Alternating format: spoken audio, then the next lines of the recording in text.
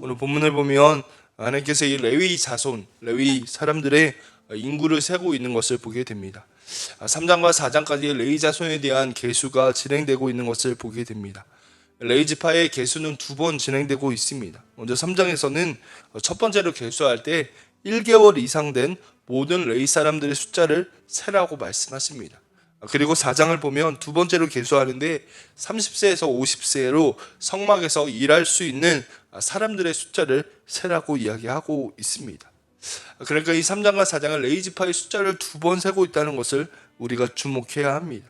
오늘 본문은 그 가운데 이 레위 지파의 종족과 가문에 따라 1개월 이상 된 사람들의 숫자를 세는 말씀을 기록하고 있습니다. 레위의 아들들이었던 게르손, 고핫, 무라리 가문이 차례대로 소개가 되고 있습니다. 오늘 본문을 통해서 우리에게 주시는 하나님의 은혜를 함께 묵상하고 기도하려고 합니다. 첫 번째로 우리가 주목해야 되는 것은 하나님께서 이 레위 사람들의 숫자를 세라고 하신 곳이 신의 광야였다라는 것입니다. 우리 14절의 말씀 같이 한번 더 읽어보겠습니다.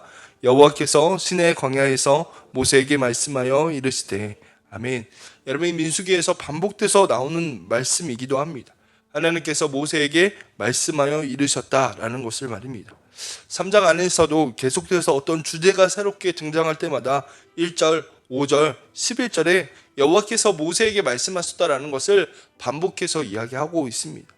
그런데 오늘 읽은 14절을 보면 하나님이 말씀하신 그 장소가 기록되고 있는데 바로 그것을 신의 광야라고 이야기하고 있습니다. 여러분, 이 신의 광야라는 말을 어디에서 기록하냐면 민수기 1장 1절에 기록하고 있습니다. 하나님께서 민수기를 시작하시면서 모든 사람들, 모든 지파를 계수하기 시작할 때도 그 장소를 신의 광야라고 언급하고 있다는 것입니다. 여러분, 모든 지파를 계수할 때, 그리고 이 레위 지파 사람들을 계수할 때에도 신의 광야라는 말을 언급하고 있다는 것을 우리가 주목하게 됩니다. 여러분, 같은 장소에서 이야기하고 있다는 것입니다. 여러분, 다른 곳도, 다른 사람들의 계수하는 것도 같은 장소였을 것입니다. 그러나 24절에서 레위 지파의 계수를 시작할 때 이 신의 광야라는 말을 한 번 더 언급한다는 것을 우리가 주목하게 됩니다. 여러분, 레위인들 입장에서 이럴 수 있지 않겠습니까? 왜 우리는 계수하지 않느냐? 왜 우리에게는 땅이 주어지지 않았느냐라고 할 수 있습니다. 그러나 하나님은 다른 지파와 같은 장소에서 동일하게 그들을 계수하시면서 분명하게 말씀하신다는 겁니다. 내가 너희도 불렀다. 내가 너희를 은사에 맞게 하나님의 몸된 공동체를 위하여서 불렀다라는 것입니다. 여러분, 오히려 오늘 본문을 보면 레위 사람들을요 더 구체적으로 종족과 가문을 구분하고 있고 사람들의 이름도 더 많이, 더 자세히 기록되고 있다는 것입니다. 하나님의 성소의 귀한 직임을 감당하는 이 레위 지파를 하나님이 얼마나 귀히 여기시는지를 말씀하고 계신다는 겁니다. 베드로전서 4장 10절은 이렇게 기록합니다. 각각 응사를 받은 대로 하나님의 여러 가지 은혜를 맡은 선한 청지기 같이 서로 봉사하라라는 것입니다. 모든 지파와 같이 레위 지파를 귀하게 여기시는 그 하나님의 마음을 묵상하게 됩니다.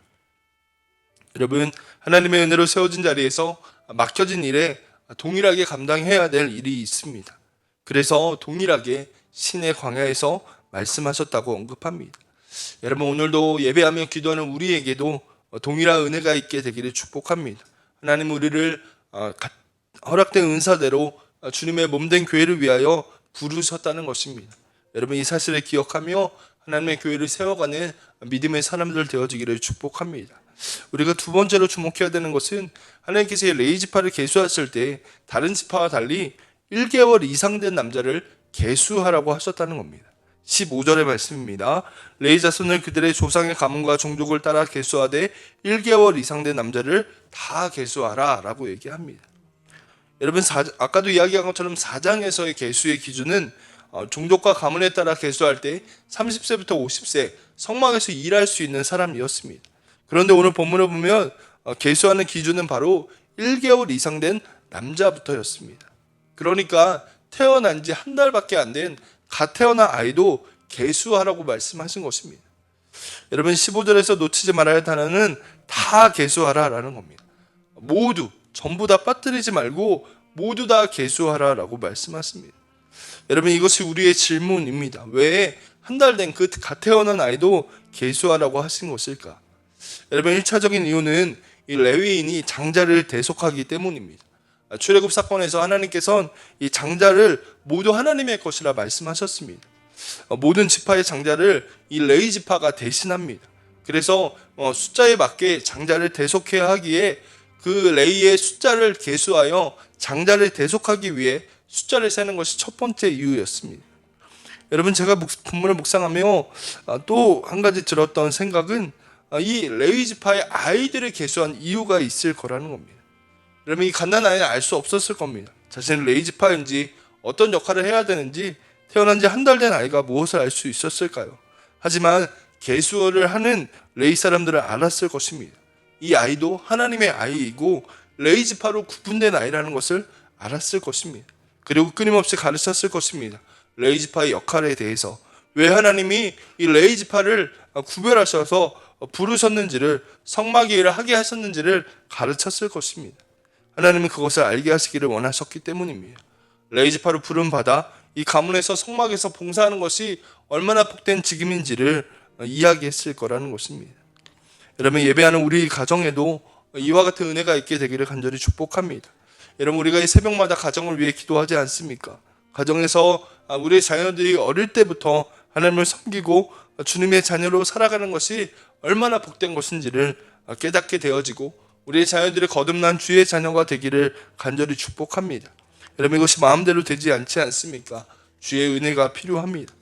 갓 태어난 아이도 계수하라고 하시면서 얼마나 복되고 존귀하게 여기셨는지를 우리에게 말씀하신 것처럼 하나님께서 우리의 각 가정의 자녀들을 복되게 여기시고 귀하게 여기시는 분임을 기억하고 우리가 기도할 수 있는 믿음의 사람 되어지기를 간절히 축복합니다.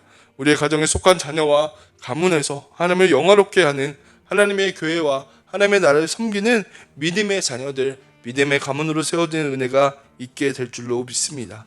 세 번째로 우리가 주목해야 될 것은 오늘 본문에 이 게르손 자손이 감당한 일이 기록되고 있습니다. 레위의 아들들은 3명이었습니다. 게르손과 고핫과 무라리였습니다. 17절입니다. 레위의 아들들의 이름은 이러하니 게르손과 고핫과 무라리요. 여러분 게르손 자손의 게르손 자손의 역할이 21절 이하에 기록되고 있습니다. 레위의 첫째 아들이었고 장자였던 게르손에 대한 직무가 제일 먼저 나오는 것을 보게 됩니다. 22절을 보면 게르손 지파의 그 숫자는 7,500명이었습니다. 23절을 보면 이 게르손 자손들이 성막에 진을 치는 역할을 했다는 것을 볼 수 있습니다. 그러니까 게르손 자손은 이 성막의 시선을 관리하고 또 역할을 감당하였습니다. 여러분 특별히 25절과 26절을 보면 게르손 자손이 회막에서 맡은 일이 무엇인지를 이야기합니다. 제가 읽습니다. 게르손 자손이 회막에서 맡은 일은 성막과 장막과 그 덮개와 회막 휘장문과 뜰의 휘장과 미 성막과 제단 사방에 있는 뜰의 휘장문과 그 모든 것에 쓰는 줄들이니라 라고 얘기합니다. 여러분 자세히 보면 성막에 또 장막에 덮개들이었다라는 것을 알게 됩니다. 여러분 우리가 출애굽기 보면서 묵상했던 것처럼 성막을 덮는 덮개는 4겹이었습니다. 무게가 굉장히 무거웠을 것입니다. 빛이 들어오지 않아야 됐기 때문에 해달의 가죽으로도 성막을 덮었습니다. 여러분 생각해보면 이 덮개를 이동할 때마다 접었다 또 설치했다 옮기는 것이 얼마나 무거웠고 힘이 들었겠습니까? 휘장과 휘장의 문도 마찬가지입니다. 여러분 휘장의 두께가 5cm 정도는 되었다고 합니다. 굉장히 무거웠을 것입니다. 문을 옮기고 그것들을 묶는 줄을 옮기는 일을 이 게르손 지파가 감당해왔습니다. 말씀 묵상하면서 이러한 생각을 했습니다. 너무 힘들었겠다. 여러분 어쩌면 불평하는 사람도 있지 않았을까요? 여러분 1, 2년이 아니라 40년이었습니다. 이렇게 긴 시간 동안 왜 이 무거운 일을 옮기고 설치하는 일을 우리가 해야 하는가 이러한 불만도 있었을지 모릅니다. 왜 하나님이 이렇게 힘들고 어려운 일을 우리에게 맡기신 것일까 하고 불평하는 사람이 있을지도 모를 것입니다. 심지어 게르손은 장자였습니다.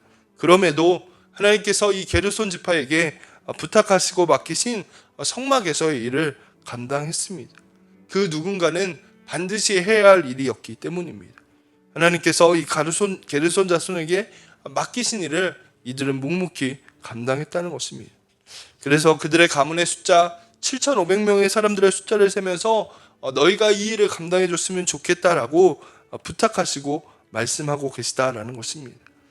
여러분, 예배하는 우리에게도 이 교회 안에서 또 주님의 나라를 위하여서 주어지고 허락된 역할이 있습니다. 때로는 그것이 너무나 버겁고 때로는 그것이 너무나 힘이 든 것처럼 여겨질 때도 있습니다. 그럼에도 불구하고 여러분, 우리가 하나님 맡기신 그 일에 순종하는 믿음의 사람들이 되어지기를 원합니다.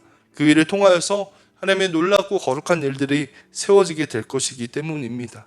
여러분, 게르손 자손이 힘이 들고 어려워도 믿음으로 감당하며 그 역할을 하였을 때에 이스라엘 공동체 안에 성막을 통해 하나님을 대면하고 함께하는 거룩한 일들이 세워지게 되었던 것처럼 우리의 수고와 헌신과 순종을 통하여서 하나님의 몸된 교회와 공동체가 믿음으로 세워지게 될 줄로 믿습니다.